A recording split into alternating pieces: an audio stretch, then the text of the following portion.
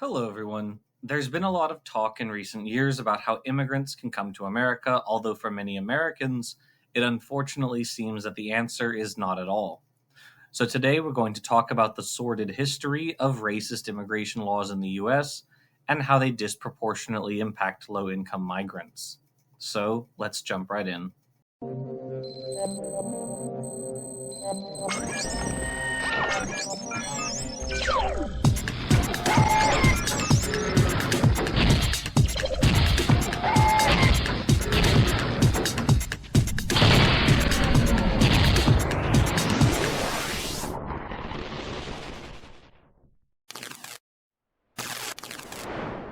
Laws are rules enacted and enforced by the government with the goal of regulating behavior within a society as a societal necessity. Many believe in this so strongly that laws are treated as a universal truth. However, it does not take much knowledge of history to see that laws weren't handed down to us from the heavens or dug up from the earth. We made them up.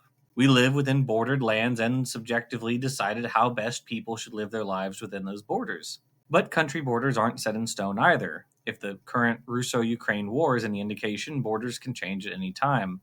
The places where people live are informed by human migration patterns, resource distribution, and historical contingencies. Our species, Homo sapiens, spread out of Africa 90,000 to 60,000 years ago and has subsequently hopped to all continents.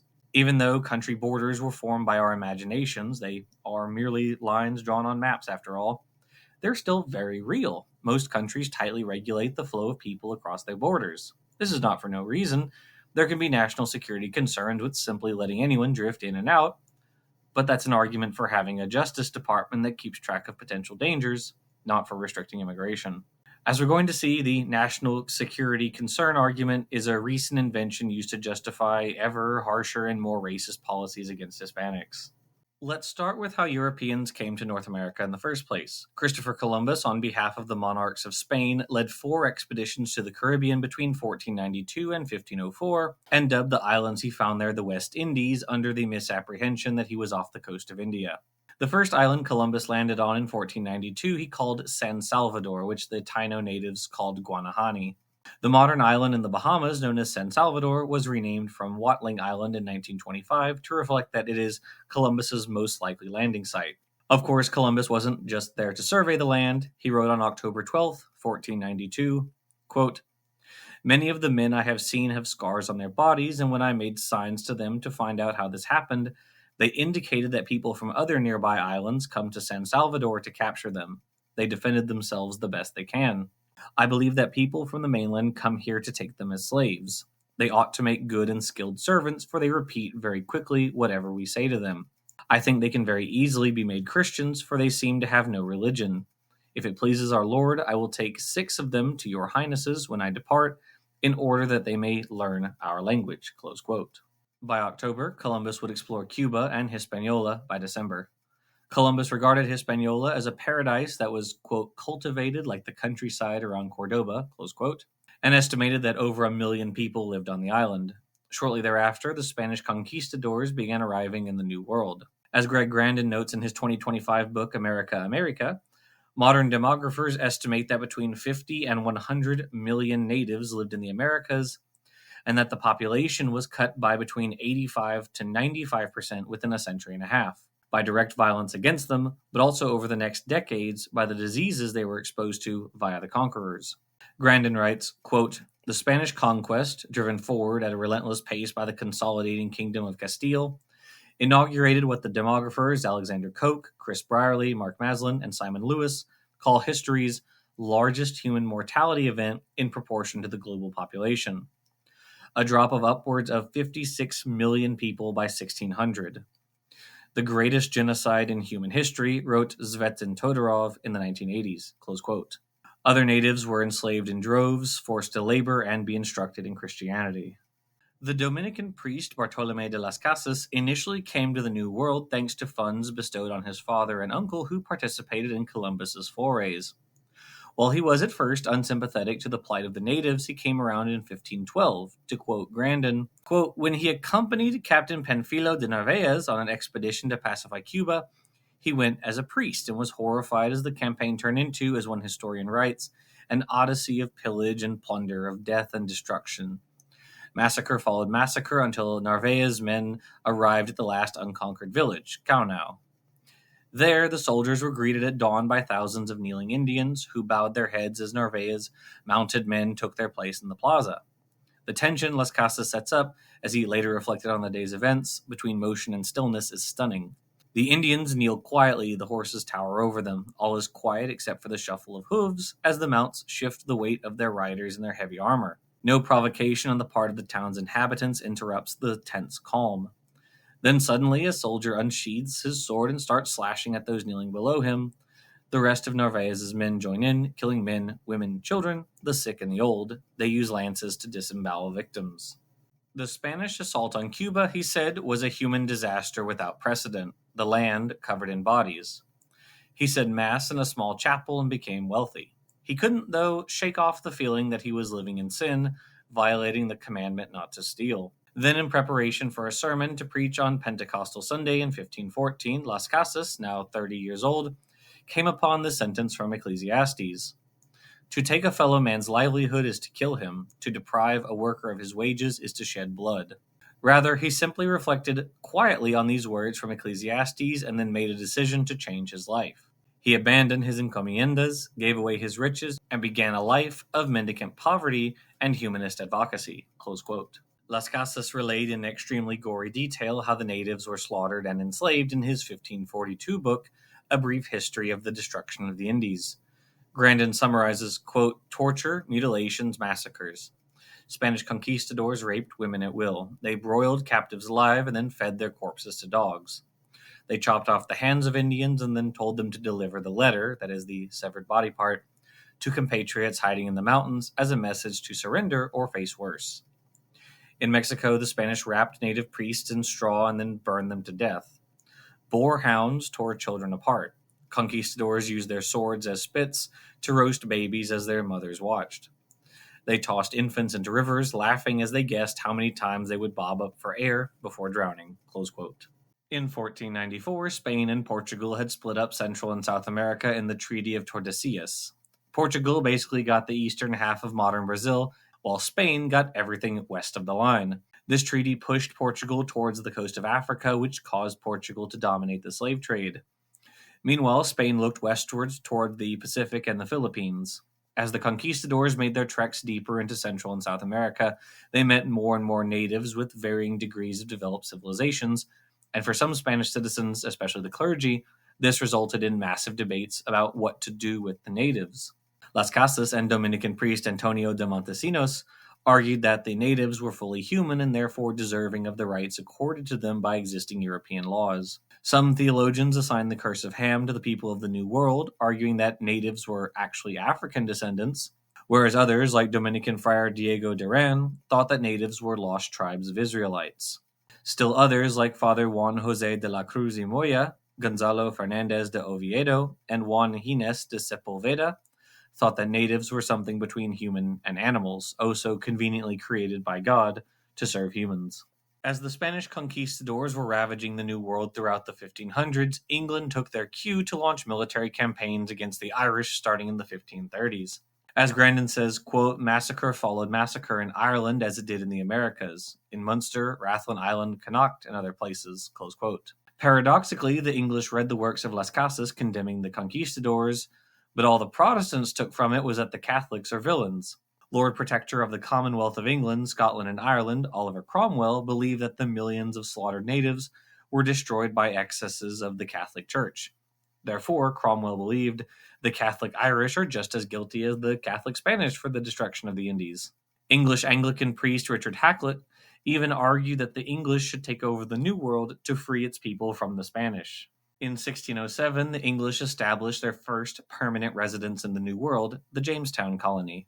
In 1620, a group of mostly pilgrim religious separatists established Plymouth colony. The Spanish Jesuit José de Acosta had written The Natural and Moral History of the Indies in 1590 that argued natives living in very simple societies could have their land taken, and after a Powhatan assault on Jamestown in 1622, the Jamestown Company used the massacre as an excuse to take more native land. This trend of English and Spanish, as well as the French, taking land from natives would continue for more than a century, and by the time the religious wars that ravaged Central Europe had abated, the European hobby of colonial land grabbing kicked into higher gear. Jumping ahead, the United States of America declared independence on July 4th, 1776, during the Revolutionary War, which lasted from 1775 to 1783, and the victory of America over Britain fueled westward expansion, leading to further dispossession of native land. In 1790, the U.S. passed the Naturalization Act, its first naturalization law. This act limited citizenship to free white persons of good character who had been living in the U.S. for at least 2 years. The Naturalization Act of 1790 was modeled on the Plantation Act of 1740, also called the Naturalization Act of 1740, that stated any Protestant alien residing in any of their American colonies for 7 years without being absent from that colony for more than 2 months was to be deemed a British citizen. The act required swearing allegiance to the British Crown, professing the Christian faith, and paying 2 shillings. It seems the British were very concerned about national security. Jews could also become British citizens under the 1740 Act, being allowed to forego the oath to Christianity. At the same time, African slaves were being imported across the Atlantic. The first African slaves arrived in Hispaniola in 1501, having been taken from the Iberian Peninsula, and as native populations faded due to disease, African slaves gradually replaced them as labor. As for the English, the founding event of the 1619 project occurred when English privateers aboard the White Lion waylaid a Portuguese ship off the Mexican coast near Veracruz, confiscating its human cargo and bringing them to Hampton, Virginia. African slaves would continue to be brought to North America until 1808. In total, over 10 million African slaves would be brought to the New World, with about 388,000 of them going to the North American English colonies. Again, paradoxically, slaves who escaped from English colonies to Spanish ones would be granted freedom as long as they worked a trade and converted to Catholicism. Britain banned slave trading in 1807, but did not emancipate its slaves until the Slavery Abolition Act of 1833. The Naturalization Act of 1795 repealed and replaced the Naturalization Act of 1790, increasing U.S. residency from 2 to 5 years, and then the Naturalization Act of 1795 was replaced with the Naturalization Act of 1798, which increased residency from 5 to 14 years.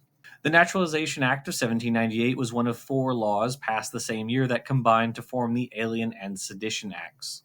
Illustrating how some things stay the same in politics, these were drafted under President John Adams with the claim of national security concerns, but with the actual intent of weakening Thomas Jefferson and the Democratic Republican Party, as most immigrants were voting Republican. The Alien Friends Act gave the president the power to imprison or deport foreigners suspected of plotting against the government. The Alien Enemies Act gave the president the authority to detain and deport males of an enemy nation, and the Sedition Act criminalized false and/or malicious statements about the federal government. Of these, only the Alien Enemies Act has survived to the present, and this year, 2025, President Trump is using it to try to deport Venezuelan migrants who he baselessly claims are members of the Venezuelan gang Tren de Aragua. The April 6, 2025 CBS News article, U.S. sent 238 migrants to Salvadoran mega prison.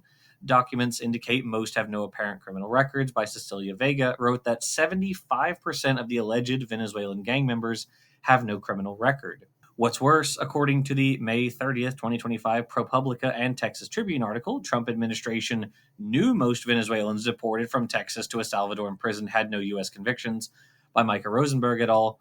Quote, the Trump administration knew that the vast majority of the 238 Venezuelan immigrants it sent to a maximum security prison in El Salvador in mid-March had not been convicted of crimes in the United States before it labeled them as terrorists and deported them, according to U.S. Department of Homeland Security data that has not been previously reported, close quote. This event follows on the heels of Republicans claiming an apartment complex in Aurora, Colorado was taken over by Tren de Aragua members, but as the city's interim police chief, Heather Morris, stated, quote, I'm not saying that there's not gang members that don't live in this community, but what we're learning out here is that gang members have not taken over this complex, close quote. Fortunately, those 238 men were released from the El Salvadoran prison in July.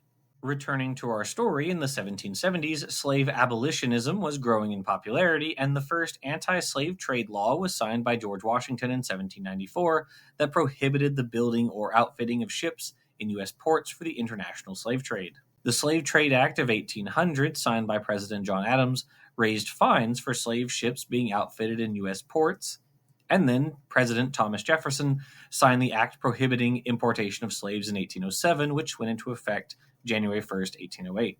The punishment for Americans participating in the international slave trade was steep, a fine of up to $10,000 and a jail time of 5 to 10 years. This, of course, didn't affect the domestic slave trade, as slavers could continue to breed slaves. The gradual erosion of the slave trade enraged Southern pro-slavery extremists, which eventually resulted in the Civil War, but that's a story for another time. The 1808 law was slightly amended in 1818, reducing the fines and prison time to more closely reflect the standards of the time, and shifted the burden of proof for demonstrating that a slave was not recently taken from Africa from the prosecutor to the defendant. Then in 1819, President James Monroe signed the Act to Protect the Commerce of the United States and Punish the Crime of Piracy, that authorized the president to send armed vessels to cruise the African coast and interdict slave traders. Furthermore, illegally imported slaves were to be returned to Africa, and Liberia, a state founded by Americans as an outlet for freed slaves, was chosen as the destination. The law promised a $25 bounty for every slave rescued from traders. It was a little peculiar that domestic slavery was still legal despite federally funded troops patrolling the Atlantic for slavers, but I suppose it was a step in the right direction. Also in 1819, the Steerage Act, or the Manifest of Immigrants Act, was passed that required ship captains to report the demographics of their passengers. This act was most likely passed because the U.S. was increasingly becoming a popular immigration destination, the attitude eventually symbolized by the Statue of Liberty. Returning to the natives, the entrenched prejudice of the otherwise populist Jacksonian Democrats resulted in the 1830 Indian Removal Act, that led to the deportation of 100,000 Native Americans west of the Mississippi. And beyond that, Manifest Destiny enticed Americans by that Louisiana Purchase real estate Jefferson had acquired in a fire sale when Napoleon was in need of some quick cash. By 1844, Democrat James K. Polk was elected president in part on the platform of annexing Oregon, California, and Texas for the U.S., those latter two still technically Mexican territories. But where exactly the border between Mexico and the U.S. lay was disputed because of the vagueness of the 1803 Louisiana Purchase. The Adams-Onis Treaty of 1819 ceded Florida and parts of Alabama, Mississippi, and Louisiana from Spain to the U.S. Northern Mexico faced instability on a number of fronts. It was sparsely populated because of the desert climate. Comanche, Apache, and Navajo tribes launched raids to capture livestock, and the newly independent Mexican government was stretched thinly across a vast territory. In the early 1800s, Americans were granted large tracts of land in Texas by the Mexican government. Stephen F. Austin brought hundreds of American families into the territory, and soon Americans greatly outnumbered the Mexicans. In 1836, Austin called his fellow English-speaking immigrants, called Texians, to arms, declaring that Texas was independent from Mexico. This led to the Battle of the Alamo in March 1836, in which the Texians were defeated by Mexican General Santa Anna. In April, General Sam Houston commanded the Texian army and defeated Santa Anna at the Battle of San Jacinto. In exchange for his life, Santa Anna signed the treaties of Velasco that recognized Texas independence. The Republic of Texas didn't last long, though, as it quickly became a chess piece in the larger game of slave versus free states in the USA. Despite strong debate over whether the Texas Territory would become a slaveholding state, Texas was annexed by the U.S. in 1845. Further disputes over the southern border of Texas caused President Polk to send General Zachary Taylor to Texas, and when General Taylor ignored Mexican demands to withdraw his forces in 1846, the Mexican-American War broke out. The war lasted from 1846 to 1848 and was a rousing success for the Americans, ending in the Treaty of Guadalupe Hidalgo that carved out more desert real estate for the USA, establishing Mexico's modern northern border. The U.S. now stretched from sea to shining sea. Following the treaty, Mexican residents in the captured land were given the option of declaring U.S. or Mexican citizenship. In 1855, a Naturalization Act was passed under President Franklin Pierce that granted citizenship to women who married a citizen or upon the immigrant's husband's naturalization. Also in the 1850s, a political party known as the Know Nothings united around nativist concerns, which is funny considering that Americans displaced the actual native populations. And they believed that the residency period for naturalization should be up to 21 years. In addition to xenophobia, as waves of immigrants entered the country, the Know Nothings were also explicitly anti-Catholic, claiming that the Vatican was preparing to subvert civil and religious liberties. The party fizzled out in the early 1860s as bigger concerns embroiled the nation. In 1857, the Supreme Court case Dred Scott v. Sanford ruled that the U.S. Constitution did not extend American citizenship to people of African descent, and thus black people in America did not have the rights afforded to American citizens by the Constitution. The Dred Scott decision was superseded in 1865 by Union victory over the Confederacy, womp womp, lost cause losers, and the passage of the 13th Amendment to the U.S. Constitution under President Abraham Lincoln that abolished slavery except as a punishment for crimes. Then in 1868, the 14th Amendment was passed that granted citizenship to black people born in the U.S. The ability for people of African descent to naturalize was afforded in the Naturalization Act of 1870. With black people no longer slaves, the burgeoning American industries still required workers, and all the better if they were ones with few to no rights. To this end, the U.S. encouraged the use of seasonal Mexican laborers. By contrast, in spite of their extensive participation in the building of the new transcontinental railroad, Asian immigrant workers were prohibited, particularly with the 1882 Chinese Exclusion Act that prevented all immigration from China for 10 years. Chinese residents already in the U.S. were denied the ability to become citizens. In 1885, the contract labor law prohibited the entry by sea of workers recruited abroad. This was again to encourage Mexican labor over Asians. Humorously, the first instances of illegal alien in the U.S. were applied to Chinese migrants entering the U.S. through Mexico rather than a West Coast port. Ellis Island in Upper New York Bay was opened in 1892 to screen immigrants flooding in from Europe. By the turn of the century, the Hamburg America steamship line had a whole processing system to handle the influx from the German, Austro-Hungarian, and Russian empires. In this era of functionally unlimited European immigration, estimates indicate that, at absolute most, 2% of those immigrants were turned back. So much for national security concerns. With the U.S. western border now splashing on the Pacific, everything in that ocean was fair game for imperialist expansion. After all, the Europeans and Japanese were already busy in the region, so we were anxious not to be left out. The Spanish-American War lasted only a few months in 1898, from April to August, but it ended with the U.S. acquiring Puerto Rico, Guam, and the Philippines. Given what we've seen so far, people living in those territories were, unsurprisingly, not naturalized as American citizens. Instead, a new category was created for them, the U.S. national, neither citizen nor alien. Filipinos could not vote, but they could travel to the U.S. mainland. The U.S. engaged in a long and brutal war against Filipino nationalists who were not happy trading Spanish colonial status for American inferiority, but their labor was on hand to be exploited. Puerto Ricans and Filipinos were recruited onto sugar plantations in Hawaii from the late 1800s to early 1900s, and in 1934, the Philippines Independence Act put the country on a 10-year path to independence. But in the process, Filipinos lost their right to legally enter the U.S. anytime they wanted. A grand total of 50 Filipinos could immigrate to the U.S. at the time. Rest assured, U.S. citizens retain their right to enter the Philippines and be treated as full citizens. The Chinese Exclusion Act was renewed indefinitely in 1902, and in 1903, the Anarchist Exclusion Act ruled that anarchists, epileptics, polygamists, and beggars were inadmissible for U.S. entry. In 1906, the U.S. began implementing inspections at the Mexican border with the aim of excluding Chinese entering through the southern border. The 1907 Gentlemen's Agreement was an informal agreement between the U.S. and Japan that would restrict any further immigration of Japanese into the U.S. Some 127,000 Japanese had entered the U.S. between 1901 and 1908 to fill the void of labor caused by banning Chinese immigration. Asian xenophobia ramped up further with the Immigration Act of 1917 during World War I that banned all immigration to the U.S. from the Pacific and Asia. However, protestations by the railroad, agriculture, and mining industries resulted in a temporary guest worker program that exempted Mexicans from the literacy requirement and head taxes. The same year, Puerto Ricans were granted citizenship, but not the ability to vote in U.S. elections. Considering that Puerto Ricans are required to pay U.S. federal taxes, it seems like we're imposing some taxation without representation. I'm sure King George III would be proud. Then in 1918, the Wartime Measure Act required official documentation, aka a passport or visa, for entry into the U.S. with border crossing cards issued for Canadians and Mexicans.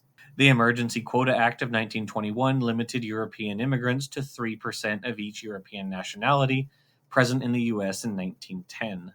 This law explicitly targeted Southern and Eastern European countries, which until the 1900s hardly took part in the age of mass migration and whose immigrants were perceived by the public as a threat to America's economic welfare and cultural values. Visas issued in the home country were now required for entry. Non-Europeans, i.e. Asians and Africans, were not included in the act. The Mexican guest worker program created following the Immigration Act of 1917 was abolished in 1922, and that same year, a woman's citizenship was separated from her husband's except in the case of a woman marrying an alien ineligible for citizenship. She loses her citizenship too. The 1921 Quota Act was revised downward by the Immigration Act of 1924, which still banned immigration from Asia to 2% of each European nationality present in the U.S. in 1890, further restricting immigration from Southern and Eastern Europe, a door closing which turned out to be of no help at all for the overall prosperity of the nation. At the same time, the U.S. Border Patrol was created and Native Americans born in the U.S. were granted citizenship, still not being allowed to naturalize. How fortunate for the people who were here first.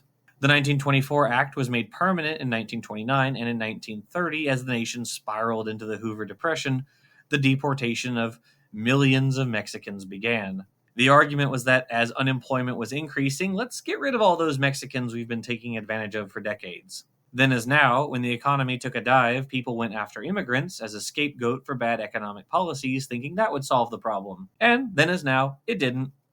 The Depression was solved by a combination of FDR New Deal policies and massive public spending stimulated by World War II. That's a story for another time. And likewise, today's economic problems will be solved with intelligently designed legislation, not simply defunding science and social programs.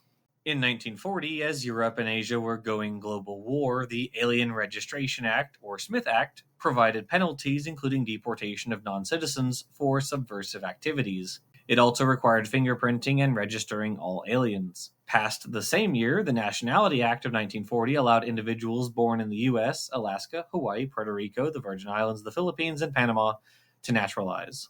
Then, sadly, after the Japanese attacked Pearl Harbor in Hawaii in 1941, the internment of people of Japanese descent began, initiated by California's governor and later arch-liberal Supreme Court Justice Earl Warren, but quickly expanded at the federal level by FDR's Executive Order 9066. By 1945, some 120,000 people would be concentrated in squalid camps, like concentration camps. Many of these people were forced to sell their property, homes, and businesses, so they had nothing when they got out of the concentration camps. The camps were surrounded by barbed wire and patrolled by armed guards, all in the name of national security, of course. Some 2/3 of those Japanese descendants were American citizens, having been born here. By contrast, only about 11,000 German immigrants were interned and fewer than 2,000 Italian immigrants were interned. As the U.S. economy recovered during World War II, the Bracero program was established in 1942 to resume exploiting temporary agricultural workers from Mexico. Hey, it turns out we still needed immigrants to work our farms, mines, and railroads. Who would have thought? And put them to work we did. Some 2 million Mexican workers came to America as part of the Bracero program. In principle, Mexicans could come in unlimited numbers to work in the U.S. There were no numerical restrictions for them. In 1943, the Chinese exclusion law was repealed. The nationalist Chinese were now an ally, after all, allowing Chinese immigrants to become naturalized for the first time, and the U.S. granted a generous quota of 105 Chinese immigrants. The 1945 War Brides Act allowed for the immigration of foreign women married to members of the U.S. Armed Forces. The Luce Seller Act of 1946 set immigration quotas for the Philippines and Indians at 100 each, this being the first time immigrants from both countries could naturalize. In the wake of World War II, the 1948 Displaced Persons Act permitted 205,000 European war refugees to enter the U.S. over 2 years. The Internal Security Act of 1950 created the Green Card, which is a document of lawful permanent residency in the U.S. Today, green card holders can apply for U.S. citizenship after showing that they have lived in the U.S. for 1 to 5 years and are of good moral character. In 1950, the document that demonstrated lawful permanent residence was called Form I-151, which had a greenish color, hence the name. Many subsequent versions of the card would be made to circumvent counterfeit cards. Since there were still no numerical restrictions for Mexicans, obtaining a card required little more than a letter verifying employment. The 1952 Immigration and Nationality Act technically eliminated race as a bar to immigration, and the Asiatic barred zone was officially abolished. Most Asian countries were given a quota of 100, China 105, and Japan 185. The act also allowed for refugees from certain countries to enter the U.S. over that country's quota. The reason? As communism ramped up across Eastern Europe, Asia, and Central and South America, hundreds of thousands of refugees fled to the U.S., coming largely from such places as Hungary, China, Cuba, and Southeast Asia. Quotas were upped further with the Refugee Relief Act of 1953 that allowed people fleeing communist, Middle East, or Asian countries to enter the U.S. In 1954, President Dwight Eisenhower began a program that was initially requested by the government of Mexico to repatriate illegal Mexican immigrants due to a labor shortage in Mexico. President Eisenhower's name for the program, however, was so racist that it's literally a slur. I'm not going to say it, you can look up the program. That expulsion didn't prevent the recession that marred the Eisenhower administration a few years later either. Of course, there was an easy way to circumvent deportation. Get a record of employment. Now you're not an illegal, you're a bracero. The 1957 Refugee Escapee Act provided a non-quota status for refugees and escapees of certain countries who were not previously in position to qualify for visas. In 1959, the U.S. Attorney General granted Cuban immigrants widespread parole to enter the U.S. as refugees following the Cuban Revolution. In 1964, the Bracero program, which had brought countless Mexicans to the U.S. as low-paid labor, was abolished. However, what didn't spontaneously end that year was the number of Mexicans who needed work. Then a year later, the Immigration and Nationality Act, also called the Hart-Celler Act, established a uniform quota of 20,000 immigrants per country for countries outside the Western Hemisphere and a ceiling of 120,000 immigrants within the Western Hemisphere. Relatives of American citizens, immigrants with particular job skills, and refugees were privileged, and only 17,400 refugees were allowed per year. So now only a fraction of the Mexicans that came to work in the U.S. as braceros could return to the U.S. as green card holders or become naturalized. With Castro being such a nuisance on the former haven for Havana gambling, the 1966 Cuban Adjustment Act offered Cubans automatic refugee and legal permanent resident status. The 1975 Indochina Migration and Refugee Assistance Act provided resettlement assistance for refugees from Cambodia and Vietnam, with Laos added in 1976. I think that's kind of nice, given that we had decimated Vietnam for 20 years in a pointless proxy war against China and the Soviet Union. Also in 1976, Public Law 94-571 established a uniform quota of 170,000 to Western Hemisphere countries. Cuban refugees didn't have to abide by the quota system, and 120,000 annual immigrants from the Eastern Hemisphere. The hemispheric quota system was abolished by Public Law 95-412 in 1978. The 1980 Refugee Act brought U.S. law into compliance with the UN Refugee Convention, which the U.S. had signed in 1968, mind you, that allowed 50,000 refugees a year to enter the U.S. outside the quota system. The global non-refugee quota was lowered from 290,000 to 270,000 immigrants a year.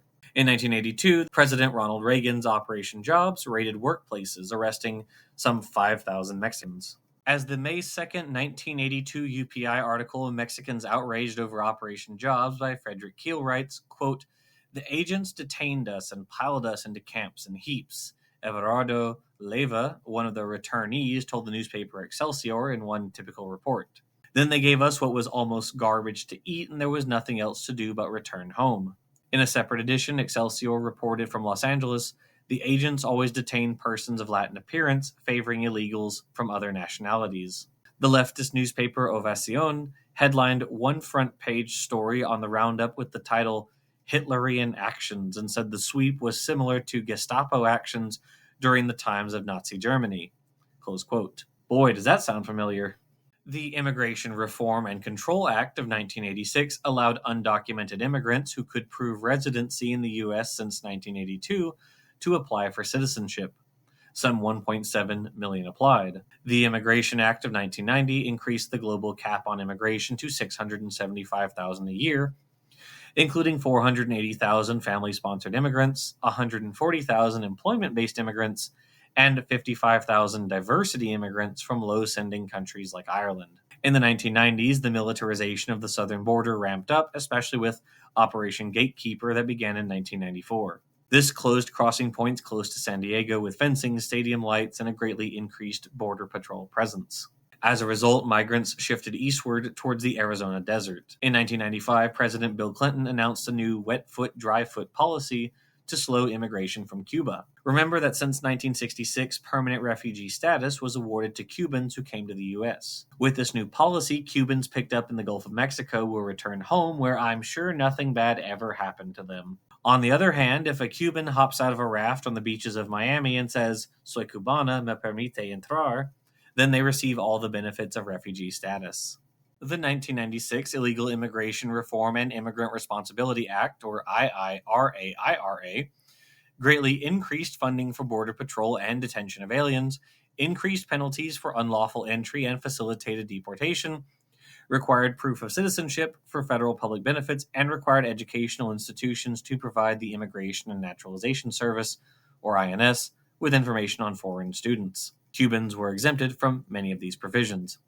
The 1997 Nicaraguan Adjustment and Central American Relief Act, or NACARA, allows Nicaraguans and Cubans easier access to legal permanent resident status. The 2001 Uniting and Strengthening America by Providing Appropriate Tools Required to Intercept and Obstruct Terrorism Act, why are all these names so long now, prohibited entry of people associated with organizations or governments identified as supporting terrorism. The Homeland Security Act of 2002 replaced the INS with the newly created U.S. Citizenship and Immigration Services, USCIS, under the Department of Homeland Security. The Real ID Act of 2005 set stricter identification requirements for driver's licenses. The Secure Fence Act of 2006 authorized construction of hundreds of miles of new wall to be built along the southern border. By 2007, migration statistics from Mexico reached net zero as the number of Mexicans leaving the country increased and the number entering declined. While President George W. Bush tried to get some comprehensive immigration reform, his own Republican Congress refused to go along, and his successor, President Barack Obama, continued a gradual shift from stopgap informal voluntary departure to formal deportation for immigrants apprehended at the border. Thus, formal deportation statistics rose significantly during Obama's administration, even as Obama protects various groups already in the United States from deportation. In 2011, ICE Director John Morton issued the Morton Memos that directed ICE to exercise prosecutorial discretion and focus enforcement on criminals, terrorists, gang members, recent illegal entrants, and fugitive aliens, and limit prosecution of immigrants who do not fall into these priority categories. In 2012, with no sign of any congressional legislation to codify processes, President Obama issued executive actions creating Deferred Action for Childhood Arrivals, or DACA, granting young people brought to the United States as children the right to apply for a temporary 2-year legal status that includes work authorization.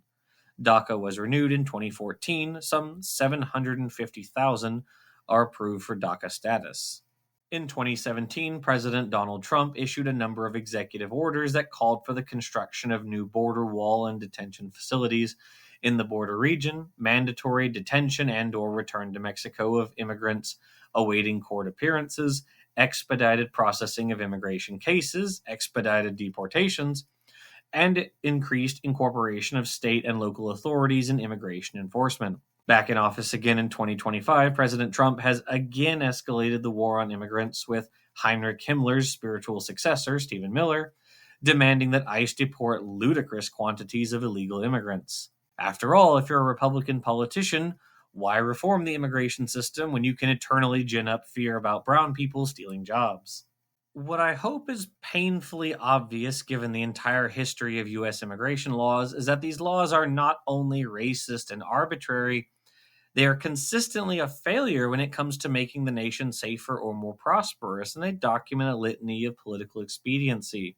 English and Spanish colonists killed Native Americans to steal their land and resources. Then white Europeans could enter the U.S. as they pleased. The U.S. enslaved hundreds of thousands of Africans. President John Adams tried fiddling with the immigration laws to undermine Thomas Jefferson's campaign. President Jefferson purchased a large swath of middle North America to expand the U.S. President James K. Polk waged war on Mexico for western North America for the same reason. African slaves were finally freed and then granted citizenship, beginning the usage of Mexicans for temporary and low-paid labor. We let Mexicans in, we kick them out, we let them back in again, and we're kicking them out again. Ellis Island basically admitted anyone as long as you were European. From 1917 to 1952, Asian people were categorically banned from entering the U.S., and so on. The vast, vast majority of immigration policy decisions had nothing to do with national security. We just made up acceptably low numbers of immigrants we didn't like while keeping immigration allowances high for white people. As we've become more liberalized as a country, we've allowed greater numbers of non-white immigrants in, and personally, I think we should let even more in. We should let anyone in who wants to come to this country and uphold its laws. No one should be barred by an arbitrary quota of immigrants. No person should be illegal. There's no reason we can't establish a residency of 3, 4, 5 years and then grant law-abiding immigrants citizenship as a reward. The idea that immigrants should have to jump through a series of prohibitively expensive and arbitrary hoops just to be able to work and live here is ludicrous, especially when we've had a direct hand in making life worse for people in many countries that send immigrants to us. The simple fact of the matter is that the right way is a mythology weaponized to keep people of color out of the U.S. So, thanks for watching, and we'll see you all next time.